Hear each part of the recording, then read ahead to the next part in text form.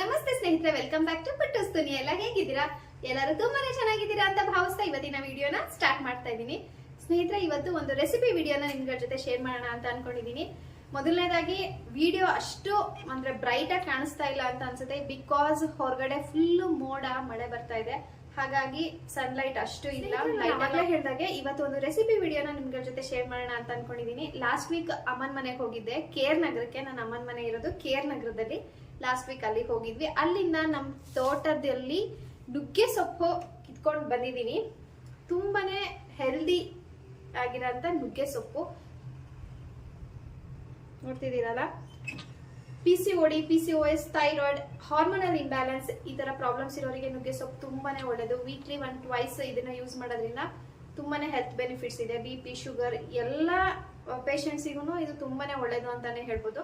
ಅಡಿಗೆ ಅಂದ್ರೆ ಚಟ್ನಿ ಪುಡಿ ಮಾಡ್ತಾ ಮಾಡ್ತಾ ಇದ್ರದ ಹೆಲ್ತ್ ಬೆನಿಫಿಟ್ಸ್ ಏನಿದೆ ಅನ್ನೋದನ್ನ ನಾನು ಶೇರ್ ಮಾಡ್ತೀನಿ. ಸ್ನೇಹಿತರೆ, ನಾನು ಅವಾಗ್ಲೇ ಹೇಳಿದಾಗೆ ಆರೋಗ್ಯಕರವಾಗಿರೋ ಅಂತ ನುಗ್ಗೆ ಸೊಪ್ಪಿನ ಚಟ್ನಿ ಪುಡಿ. Health is more important Dhan anything ಅಲ್ವಾ? ಹಾಗಾಗಿ ಇವತ್ತು ಸಹ ನನ್ನ ವಿಡಿಯೋದಲ್ಲಿ ಒಂದು ಹೆಲ್ದಿ ರೆಸಿಪಿನ ನಿಮ್ ಜೊತೆ ಶೇರ್ ಮಾಡ್ತಾ ಇದ್ದೀನಿ. ಬನ್ನಿ ನುಗ್ಗೆ ಸೊಪ್ಪಿನ ಚಟ್ನಿ ಪುಡಿ ಮಾಡೋದು ಹೇಗೆ ಅಂತ ನೋಡೋಣ. ಸ್ನೇಹಿತರೆ, ಮೊದಲಿಗೆ ನಾನಿಲ್ಲಿ ಒಂದು ಪ್ಯಾನ್ ತಗೊಂಡಿದ್ದೀನಿ. ಆ ಪ್ಯಾನಿಗೆ ಒಂದು 3 ಹಿಡಿ ಆಗೋಷ್ಟು ನುಗ್ಗೆ ಸೊಪ್ಪನ್ನ ಹಾಕೊಂಡು ಡ್ರೈ ಆಗಿ ಫ್ರೈ ಮಾಡ್ಕೊತಾ ಇದ್ದೀನಿ. ನುಗ್ಗೆ ಸೊಪ್ಪು ಗರಿ ಗರಿ ಬರೋ ತನಕ ಇದನ್ನ ನಾವು ಫ್ರೈ ಮಾಡ್ಕೊಬೇಕು. ಸೊಪ್ಪು ಫ್ರೈ ಆದಮೇಲೆ ನಾವು ತಗೊಂಡಿರೋದಕ್ಕಿಂತ 3/4 ಕ್ವಾಂಟಿಟಿಯಷ್ಟು ನಮಗೆ ಕಮ್ಮಿ ಆಗಿಬಿಡುತ್ತೆ. ಹಾಗಾಗಿ ಒಂದು ಸ್ವಲ್ಪ ಜಾಸ್ತಿ ತಗೊಂಡ್ರೇ ಒಳ್ಳೆಯದು. ಸ್ನೇಹಿತರೆ, ನೋಡಿದ್ರಲ್ಲ, ನುಗ್ಗೆ ಸೊಪ್ಪು ಇವಾಗ ಗರಿ ಗರಿ ಬರೋ ತನಕ ಈ ರೀತಿ ಹುರ್ಕೊಂಡಿದ್ದೀನಿ. ಇದನ್ನು ನಾನಿವಾಗ ಒಂದು ಪ್ಲೇಟಿಗೆ ಟ್ರಾನ್ಸ್ಫರ್ ಮಾಡಿಕೊಂಡು ಇದೇ ರೀತಿ 1 ಹಿಡಿಯಷ್ಟು ಕರಿಬೇವಿನ ಸೊಪ್ಪನ್ನು ಸಹ ನಾನು ಹುರ್ಕೊತಾ ಇದ್ದೀನಿ. ಇದು ಗರಿ ಗರಿ ಬರಬೇಕು. ಸ್ನೇಹಿತರೆ, ನುಗ್ಗೆ ಸೊಪ್ಪು ಆರೋಗ್ಯಕ್ಕೆ ತುಂಬ ಒಳ್ಳೆಯದು ಅಂತ ನಾನೇನೋ ಹೇಳಿಬಿಟ್ಟೆ, ಬಟ್ ಎಲ್ಲರಿಗೂ ನುಗ್ಗೆ ಸೊಪ್ಪು ಅಷ್ಟು ಈಸಿಯಾಗಿ ಸಿಗಲ್ಲ, ಅಂದರೆ ಅವೈಲಬಲ್ ಇರಲ್ಲ ಅಲ್ವಾ? ಇವಾಗ ಏನಾಗಿದೆ ಅಂದರೆ ಆನ್ಲೈನಲ್ಲಿ ಸಹ ನಮಗೆ ಈ ನುಗ್ಗೆ ಸೊಪ್ಪಿನ ಪುಡಿ ಸಿಗ್ತಾ ಇದೆ ಸ್ನೇಹಿತರೆ. ಆನ್ಲೈನು, ಸೂಪರ್ ಮಾರ್ಕೆಟ್ಸಲ್ಲೆಲ್ಲ ನಮಗೆ ಪುಡಿ ಅವೈಲಬಲ್ ಇದೆ. ನುಗ್ಗೆ ಸೊಪ್ಪಿಗೆ ಮೊರಿಂಗಾ ಲೀಫ್ ಅಂತ ಕರೀತಾರೆ. ಮೊರಿಂಗಾ ಲೀಫ್ ಪೌಡರ್ ಅಂತ ನಾವು ಆನ್ಲೈನಲ್ಲಿ ಸರ್ಚ್ ಮಾಡಿದ್ರೆ ನಮಗೆ ಪೌಡರ್ ಸಹ ಸಿಕ್ಬಿಡುತ್ತೆ ಅಂತಲೇ ಹೇಳ್ಬೋದು. ಸ್ನೇಹಿತರೆ, ಇವಾಗ ಕರಿಬೇವಿನ ಸೊಪ್ಪನ್ನು ನಾನು ಫ್ರೈ ಮಾಡಿಕೊಂಡು ಅದನ್ನು ನುಗ್ಗೆ ಸೊಪ್ಪು ಹಾಕಿದ್ನಲ್ಲ ಆ ಪ್ಲೇಟಿಗೆ ಟ್ರಾನ್ಸ್ಫರ್ ಮಾಡ್ಕೊಂಡಿದ್ದೀನಿ. ಇವಾಗ ಪ್ಯಾನಿಗೆ 1 ಸ್ಪೂನಷ್ಟು ಎಣ್ಣೆ ಹಾಕಿ ಅದಕ್ಕೆ ಸ್ವಲ್ಪ ಅಂದರೆ ಒಂದು 2 ಸ್ಪೂನಷ್ಟು ಕಡಲೆ ಬೀಜ ಹಾಕ್ಕೊಂಡು ಫ್ರೈ ಮಾಡ್ಕೊತಾ ಇದ್ದೀನಿ. ಕಡಲೆ ಬೀಜ ಫ್ರೈ ಆದಮೇಲೆ 1.5 ಸ್ಪೂನಷ್ಟು ತೊಗರಿಬೇಳೆ, 1.5 ಸ್ಪೂನಷ್ಟು ಉದ್ದಿನಬೇಳೆ, 1.5 ಸ್ಪೂನಷ್ಟು ಕಡಲೆಬೇಳೆ ಸಹ ಹಾಕ್ಕೊಂಡು ಇಲ್ಲಿ ಫ್ರೈ ಮಾಡ್ಕೊತಾ ಇದ್ದೀನಿ. ಸ್ನೇಹಿತರೆ, ನೀವೇನಾದರೂ ವೆಯ್ಟ್ ಲಾಸ್ ಮಾಡಬೇಕು ಅಂತ ಟ್ರೈ ಮಾಡ್ತಾ ಇದ್ದೀರಾ? ಹಾಗಿದ್ರೆ ನುಗ್ಗೆ ಸೊಪ್ಪಿನ ಜ್ಯೂಸ್ ಕುಡಿಯೋದನ್ನು ಅಭ್ಯಾಸ ಮಾಡ್ಕೊಳ್ಳಿ. ಖಂಡಿತವಾಗ್ಲೂ ನಿಮಗೆ ವೆಯ್ಟ್ ಲಾಸಿಗೆ ತುಂಬಾ ಹೆಲ್ಪ್ ಮಾಡುತ್ತೆ. ಹಾಗೆ ನುಗ್ಗೆ ಸೊಪ್ಪಲ್ಲಿ ಗ್ಯಾಲಕ್ಟೋಮೆನನ್ ಅಂತ ಒಂದು ಫೈಬರ್ ಇರೋದ್ರಿಂದ ಡಯಾಬಿಟಿಕ್ ಪೇಷಂಟ್ಸಿಗೆ ಶುಗರ್ನ ಕಂಟ್ರೋಲಲ್ಲಿ ಇಟ್ಕೊಳ್ಳೋದಕ್ಕೆ ಸಹ ಇದು ಹೆಲ್ಪ್ ಮಾಡುತ್ತೆ. ಸ್ನೇಹಿತರೆ, ಇವಾಗ ನಾನು ಇಲ್ಲಿ ಉದ್ದಿನಬೇಳೆ, ಕಡಲೆಬೇಳೆ, ತೊಗರಿಬೇಳೆ, ಕಡಲೆಬೀಜ ಇದನ್ನೆಲ್ಲ ಫ್ರೈ ಮಾಡಿಕೊಂಡು 1 ಹಿಡಿಯಷ್ಟು ಕೊಬ್ಬರಿ ಸಹ ಆ್ಯಡ್ ಮಾಡಿಕೊಂಡು ಫ್ರೈ ಮಾಡ್ಕೊತಾ ಇದ್ದೀನಿ. ಖಾರಕ್ಕೆ ನಾನಿಲ್ಲಿ ಒಂದು 5-6 ಒಣಮೆಣ್ಸಿನ್ಕಾಯಿ ಹಾಕ್ಕೊತೀನಿ ಸ್ನೇಹಿತರೆ. ನೀವು ಒಣಮೆಣ್ಸಿನ್ಕಾಯಿ ಬದಲು ಗುಂಟೂರು ಮೆಣಸಿನ್ಕಾಯಿ ಸಹ ಹಾಕ್ಕೊಬೋದು. ನಾನು ಲಾಸ್ಟಿಗೆ ಅಚ್ಕಾರದ ಪುಡಿ ಸ್ವಲ್ಪ ಹಾಕೋದ್ರಿಂದ ಇಲ್ಲಿ ಮೆಣಸಿನ್ಕಾಯಿ ಸ್ವಲ್ಪ ಕಡಿಮೆನೇ ಹಾಕ್ಕೊಂಡಿದ್ದೀನಿ. ಇದನ್ನು ಸ್ವಲ್ಪ ಫ್ರೈ ಮಾಡಿಕೊಂಡು ನೆಕ್ಸ್ಟು ಒಂದು 5-6 ಬೆಳ್ಳುಳ್ಳಿ ಹೆಸಳನ್ನ ಇದಕ್ಕೆ ಹಾಕಿ ಒಂದು ಸ್ವಲ್ಪ ಹುಣಸೆಹಣ್ಣು ಹಾಕಿ ಫ್ರೈ ಮಾಡ್ಕೊತೀನಿ.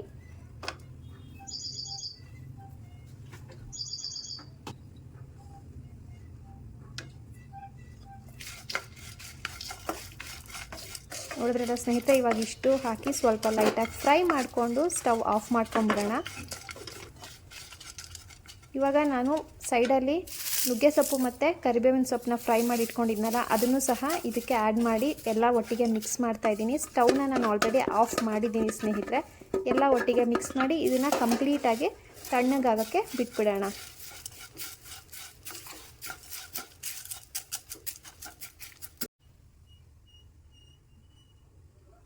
ಸ್ನೇಹಿತರೆ, ಆ್ಯಕ್ಚುಲಿ ಏನು ಗೊತ್ತಾ, ಇವತ್ತು ಮಧ್ಯಾಹ್ನ ಊಟ ಅಂದರೆ ಅಡುಗೆ ಮಾಡೋದೇನು ಟೆನ್ಷನ್ ಇಲ್ಲ, ಸ್ವಲ್ಪ ಫ್ರೀ ಆಗಿದ್ದೀನಿ ಅಂತ ನುಗ್ಗೆ ಸೊಪ್ಪಿನ ಚಟ್ನಿ ಪುಡಿ ಮಾಡಿಬಿಡೋಣ ಅಂತ ವಿಡಿಯೋ ಸ್ಟಾರ್ಟ್ ಮಾಡಿಕೊಂಡೆ.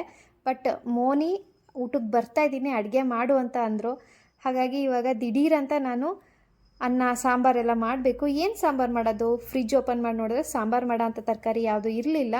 ಹಾಗಾಗಿ ನಾನು ತಿನ್ನಬೇಕು ಅಂತ ಸೌತೆಕಾಯಿ ಇಟ್ಕೊಂಡಿದ್ದೆ. ಆ ಸೌತೆಕಾಯಿನ ಉಪಯೋಗಿಸಿ ಮೊಸರು ಹಾಕಿ ಸಾಂಬಾರು ಮಾಡೋಣ ಅಂತ ಅಂದ್ಕೊಂಡಿದ್ದೀನಿ. ಹೇಗಿದ್ದರೂ ವಿಡಿಯೋ ಮಾಡ್ತಿದ್ನಲ್ಲ, ಹಾಗೆ ಆ ರೆಸಿಪಿ ಸಹ ಈ ವಿಡಿಯೋದಲ್ಲೇ ಶೇರ್ ಮಾಡಿಬಿಡ್ತೀನಿ. ಸ್ನೇಹಿತರೆ, ಇವಾಗ ನಾನೊಂದು ಜಾರಿಗೆ 1 ಸ್ವಲ್ಪ ಕಾಯಿ ಪೀಸ್ ತೊಗೊಂಡಿದ್ದೀನಿ. ಕಾಯಿ ಪೀಸ್ ಆಗಿರ್ಬೋದು, ಕಾಯಿ ತುರಿ ಆಗಿರ್ಬೋದು. ನಾನಿಲ್ಲಿ ಸ್ವಲ್ಪ ಕಾಯಿ ಪೀಸ್ ತೊಗೊಂಡಿದ್ದೀನಿ, 2 ಮೆಣಸಿನ್ಕಾಯಿ ಹಾಕ್ಕೊಂಡಿದ್ದೀನಿ, ಹಸಿರು ಮೆಣಸಿನ್ಕಾಯಿ ಮತ್ತು 2 ಬೆಳ್ಳುಳ್ಳಿ ಹೆಸರು ಹಾಕ್ಕೊಂಡಿದ್ದೀನಿ, 1 ಸ್ಪೂನಷ್ಟು ಜೀರಿಗೆ ಹಾಕ್ಕೊಂಡಿದ್ದೀನಿ ಸ್ನೇಹಿತರೆ. ಕೊತ್ತಂಬರಿ ಸೊಪ್ಪಿದ್ರೆ ಕೊತ್ತಂಬರಿ ಸೊಪ್ಪು ಹಾಕೊಬೋದು, ಬಟ್ ಕೊತ್ತಂಬರಿ ಸೊಪ್ಪು ಇರಲಿಲ್ಲ, ಹಾಗಾಗಿ ನಾನು ಅದನ್ನು ಸ್ಕಿಪ್ ಮಾಡಿದ್ದೀನಿ. ಇದನ್ನು ನಾನು ಇವಾಗ ಗ್ರೈಂಡ್ ಮಾಡ್ಕೊತೀನಿ, ನೀರು ಆ್ಯಡ್ ಮಾಡಿಲ್ಲ, ಯಾಕಂದರೆ ನಾನಿಲ್ಲಿ ಕಾಯಿ ಪೀಸ್ ಹಾಕಿರೋದ್ರಿಂದ ಫಸ್ಟು ಡ್ರೈ ಆಗೇ ಗ್ರೈಂಡ್ ಮಾಡ್ಕೊಬೇಕು, ಆಮೇಲೆ ಸ್ವಲ್ಪ ನೀರು ಹಾಕಿ ಗ್ರೈಂಡ್ ಮಾಡ್ಕೊತೀನಿ.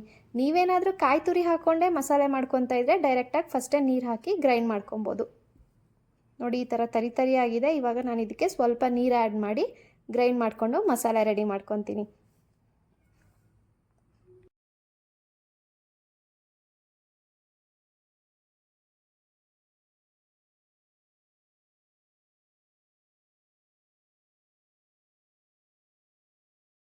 ಸ್ನೇಹಿತರೆ, ಮಸಾಲೆ ರೆಡಿಯಾಗಿದೆ. ಇವಾಗ ಒಂದು ಬಾಣಲಿಗೆ 2 ಸ್ಪೂನಷ್ಟು ಎಣ್ಣೆ, ಒಂದು ಸ್ವಲ್ಪ ಸಾಸಿವೆ, ಸ್ವಲ್ಪ ಜೀರಿಗೆ, ಹಾಗೆ ಈರುಳ್ಳಿ ಮತ್ತು ಸ್ವಲ್ಪ ಇಂಗು, ಹಾಗೆ 1 ಒಣಮೆಣಸಿನ್ಕಾಯಿ, ಸ್ವಲ್ಪ ಕರ್ಬೇವಿನ ಸೊಪ್ಪು ಹಾಕಿ ಒಗ್ಗರಣೆ ಮಾಡ್ಕೊತಾ ಇದ್ದೀನಿ.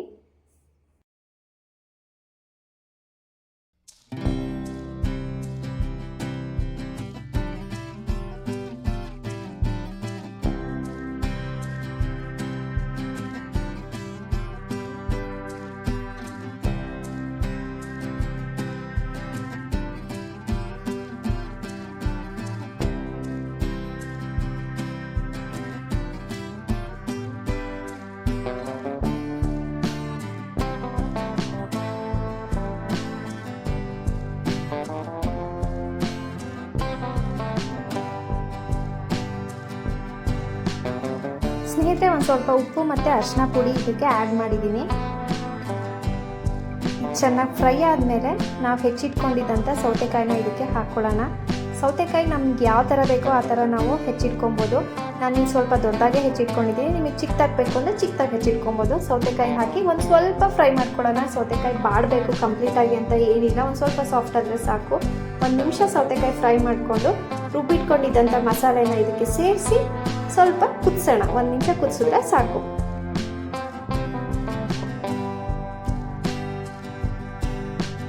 ಸ್ನೇಹಿತರೆ, ಇವಾಗ ನಾನು ಇದಕ್ಕೆ ರುಬ್ಬಿಟ್ಕೊಂಡಿದ್ದಂಥ ಮಸಾಲೆನ ಸೇರಿಸಿದ್ದೀನಿ. ಅರ್ಧ ಲೋಟದಷ್ಟು ನೀರು ಸಹ ಆ್ಯಡ್ ಮಾಡಿಕೊಂಡು 1 ನಿಮಿಷ ಕುದಿಸಿ ಇದನ್ನು ಆಫ್ ಮಾಡ್ಕೊಂಬಿಡೋಣ. ಸ್ನೇಹಿತರೆ, ಈ ಕನ್ಸಿಸ್ಟೆನ್ಸಿ ಮಾಡ್ಕೊಂಡಿದ್ದೀನಲ್ಲ, ಇದನ್ನು ನಾವು ಡೈರೆಕ್ಟಾಗಿ ಮೊಸರು ಹಾಕೊಳ್ದೇ ಡೈರೆಕ್ಟ್ ಅನ್ನಕ್ಕೆ ಸಾಂಬಾರು ಥರ ತಿನ್ಬೋದು, ತುಂಬಾ ರುಚಿಯಾಗಿರುತ್ತೆ. ಮೊಸರು ಬೇಕು ಅಂತ ಅಂದವರಿಗೆ ಇದನ್ನು ಕಂಪ್ಲೀಟಾಗಿ ತಣ್ಣಗಾಗೋದಕ್ಕೆ ಬಿಟ್ಟು ತಣ್ಣಗಾದಮೇಲೆ ಮೊಸರು ಆ್ಯಡ್ ಮಾಡ್ಕೊಬೇಕು. ನಾನಿವಾಗ ಇದು ಫುಲ್ ಕಂಪ್ಲೀಟಾಗಿ ತಣ್ಣಗಾಗಿದೆ.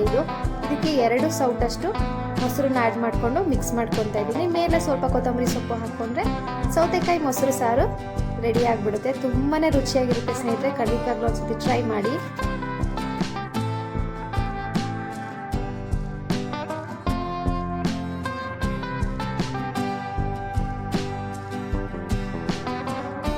ಸ್ನೇಹಿತರೆ, ಸೌತೆಕಾಯಿ ಮೊಸರು ಸಾಂಬಾರು ರೆಡಿಯಾಗೋ ಅಷ್ಟರಲ್ಲಿ ನಾವು ಹುರಿದಿಟ್ಕೊಂಡಿದ್ವಲ್ಲ ನುಗ್ಗೆ ಸೊಪ್ಪಿನ ಚಟ್ನಿ ಪುಡಿಗೆ ಪದಾರ್ಥಗಳು ಅದಷ್ಟು ತಣ್ಣಗಾಗಿದೆ. ಇವಾಗ ಅದನ್ನೆಲ್ಲ ಒಂದು ಜಾರಿಗೆ ಸೇರಿಸ್ಕೊಂಡು ಅದಕ್ಕೆ ರುಚಿಗೆ ತಕ್ಕಷ್ಟು ಉಪ್ಪು ಮತ್ತು ಸ್ವಲ್ಪ ಅಚ್ಕಾರದ ಪುಡಿ ಹಾಕಿ ಗ್ರೈಂಡ್ ಮಾಡಿಕೊಂಡ್ರೆ ಹೆಲ್ದಿ ನುಗ್ಗೆ ಸೊಪ್ಪಿನ ಚಟ್ನಿ ಪುಡಿ ರೆಡಿ ಆಗಿಬಿಡುತ್ತೆ. ಸ್ನೇಹಿತರೆ, ವಿಟಮಿನ್ ಇ ಮತ್ತು ವಿಟಮಿನ್ ಎ ಈ ನುಗ್ಗೆ ಸೊಪ್ಪಲ್ಲಿ ಇರೋದ್ರಿಂದ ನಮ್ಮ ಕಣ್ಗಳಿಗಾಗಿರ್ಬೋದು, ಸ್ಕಿನ್ನಿಗಾಗಿರ್ಬೋದು ತುಂಬಾ ಒಳ್ಳೆಯದು. ನಾನು ಆವಾಗಲೇ ಹೇಳಿದಾಗೆ ಮಾರ್ಕೆಟಲ್ಲೆಲ್ಲ ಇದು ನುಗ್ಗೆ ಸೊಪ್ಪಿನ ಪೌಡರ್ ಸಿಗುತ್ತಲ್ಲ, ಆ ಪೌಡರ್ನ ನಾವು ಹೇರ್ ಪ್ಯಾಕ್ ಆಗಿ ಸಹ ಉಪಯೋಗಿಸೋದ್ರಿಂದ ನಮ್ಮ ಕೂದಲು ಉದ್ರೋದನ್ನು ಸಹ ನಾವು ಕಮ್ಮಿ ಮಾಡ್ಕೊಬೋದು. ಜೊತೆಗೆ ಇದರಲ್ಲಿ ಕ್ಯಾಲ್ಶಿಯಂ ಇರೋದ್ರಿಂದ ನಮ್ಮ ಮೂಳೆಗಳಿಗೂ ಸಹ ತುಂಬಾ ಒಳ್ಳೆಯದು ಅಂತಲೇ ಹೇಳ್ಬೋದು.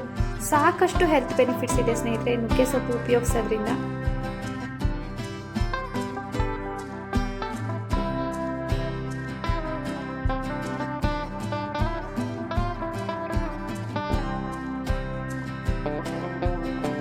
ಸ್ನೇಹಿತರೆ, ಹೆಲ್ದಿ ನುಗ್ಗೆ ಸೊಪ್ಪಿನ ಚಟ್ನಿ ಪುಡಿ ರೆಡಿಯಾಗಿದೆ. ನಮಗೆ ಉಪ್ಪು ಖಾರ ಯಾವ ಹದಕ್ಕೆ ಬೇಕು ಅಂದರೆ ನಮ್ಮ ರುಚಿಗೆ ತಕ್ಕಷ್ಟು ಉಪ್ಪು ಖಾರನ ನಾವು ಆ್ಯಡ್ ಮಾಡ್ಕೊಬೋದು.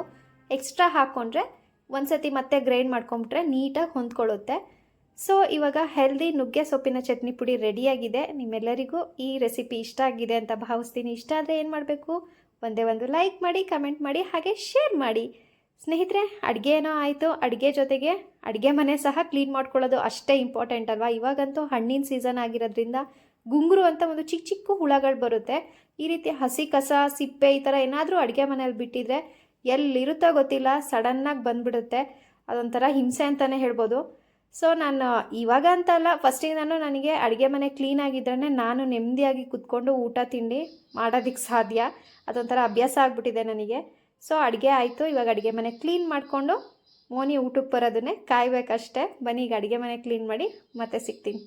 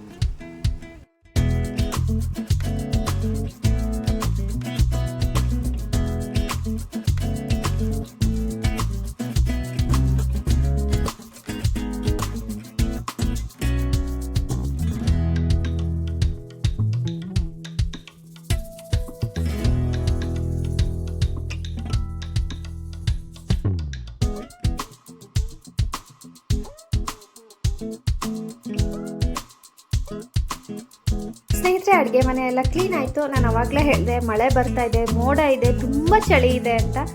ಈ ಚಳಿಗೆ ಬಿಸಿ ಬಿಸಿ ಅನ್ನಕ್ಕೆ ಸೌತೆಕಾಯಿ ಮೊಸರು ಸಾಂಬಾರಿಗೆ ಕಾಂಬಿನೇಷನ್ ಆಗಿ ಬಾಳ್ಕದ ಮೆಣಸಿನ್ಕಾಯಿ ಅಂದರೆ ಮಜ್ಜಿಗೆ ಮೆಣಸಿನ್ಕಾಯಿನ ನಾನು ಇಲ್ಲಿ ಹುಡ್ಕೊತಾ ಇದ್ದೀನಿ.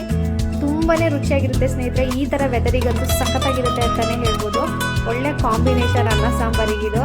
ಸೊ ಇವಾಗ ಅದನ್ನು ಸ್ವಲ್ಪ ಫ್ರೈ ಮಾಡಿಕೊಂಡು ಅದ್ರ ಜೊತೆಗೆ ಒಂದು ಸ್ವಲ್ಪ ನೆಂಚ್ಕೊಳ್ಳೋಕ್ಕೆ ಹಪ್ಪಳ ಸೆಂಡಿಗೆ ಆ ಥರ ಏನಾದರೂ ಒಂದು ಸ್ವಲ್ಪ ಫ್ರೈ ಮಾಡಿಕೊಂಡು ಊಟ ಮಾಡೋದಷ್ಟೇ.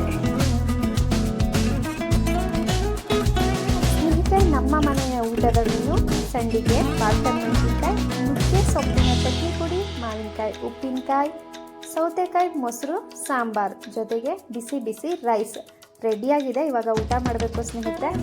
ಇಲ್ಲಿಗೆ ವಿಡಿಯೋನ ಎಂಡ್ ಮಾಡ್ತೀನಿ. ನಿಮ್ಮೆಲ್ಲರಿಗೂ ಈ ವಿಡಿಯೋ ಇಷ್ಟ ಆಗಿದೆ ಅಂತ ಭಾವಿಸ್ತೀನಿ. ಇಷ್ಟ ಆದರೆ ಏನು ಮಾಡಬೇಕು, ನಾನು ಆವಾಗಲೇ ಹೇಳಿದೆ, ಪ್ಲೀಸ್ ಒಂದು ಲೈಕ್ ಮಾಡಿ, ಕಮೆಂಟ್ ಮಾಡಿ, ಹಾಗೆ ನಿಮ್ಮ ಫ್ಯಾಮಿಲಿ ಫ್ರೆಂಡ್ಸ್ ಜೊತೆಗೆ ಶೇರ್ ಮಾಡಿ. ಇನ್ನೂ ನನ್ನ ಚಾನಲಿಗೆ ಯಾರೆಲ್ಲ ಸಬ್ಸ್ಕ್ರೈಬ್ ಮಾಡ್ಕೊಂಡಿಲ್ಲ ಪ್ಲೀಸ್ ಸಬ್ಸ್ಕ್ರೈಬ್ ಮಾಡ್ಕೊಳ್ಳಿ, ಬೆಲ್ಲೈಕನ್ನ ಕ್ಲಿಕ್ ಮಾಡಿ ನನ್ನ ಚಾನಲಿಗೆ ಸಪೋರ್ಟ್ ಮಾಡಿ ಅಂತ ಕೇಳ್ಕೊಂತ ಸಿಗ್ತೀನಿ ನನ್ನ ಮುಂದಿನ ವಿಡಿಯೋದಲ್ಲಿ. Until then take care, love you all, please keep supporting. ನಿಮ್ಮ ಪ್ರೀತಿಯ ಪುಟ್ಟೂಸ್ ದುನಿಯಾ. ಬಾಯ್ ಬಾಯ್.